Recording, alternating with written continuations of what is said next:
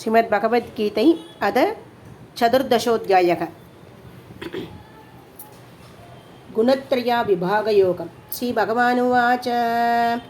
पूरं परं भूय प्रवक्ष्यामि ज्ञानानां ज्ञानमुत्तमं यज्ञात्वा मुनयः सर्वे परां सिद्धिमितो गताः इदं ज्ञानम् उपाश्रित्य मम साधर्म्यमागताः सर्गेऽपि नोपजायन्ते प्रलयेन व्यदन्ति च मम योनिर्महद्ब्रह्म तस्मिन् गर्भं ददाम्यहं सम्भव सर्वभूतानां ततो भवति भारत सर्वयोनिषु कौन्तेय मूर्तयः सम्भवन्ति याः दाशां ब्रह्ममगद्योनिरहं बीजप्रदपिता सत्त्वं रजस्तम इति गुणा प्रकृतिसम्भवाः निबन्धन्ति महाभागो देहे देहिनमव्ययम् तत्र सत्त्वं निर्मलत्वात् प्रकाशगमनामयं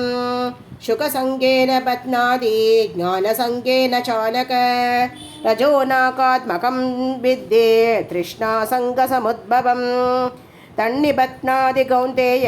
कर्मसङ्गेन देहिनम्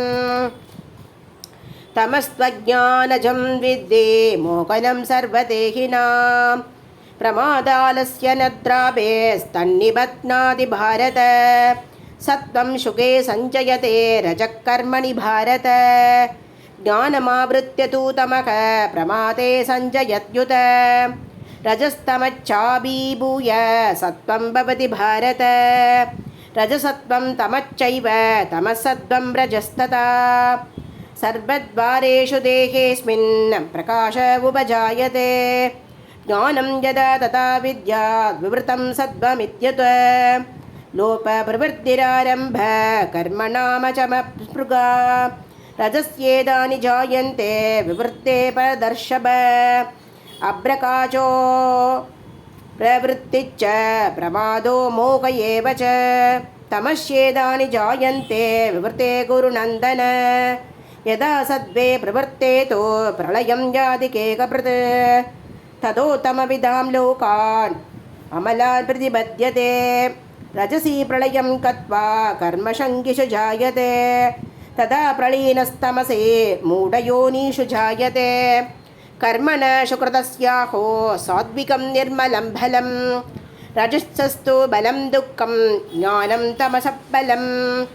सत्त्वात् सञ्चायते ज्ञानं रजसो लोभ एव च प्रमादमोहौ तमसो भवतो ज्ञानं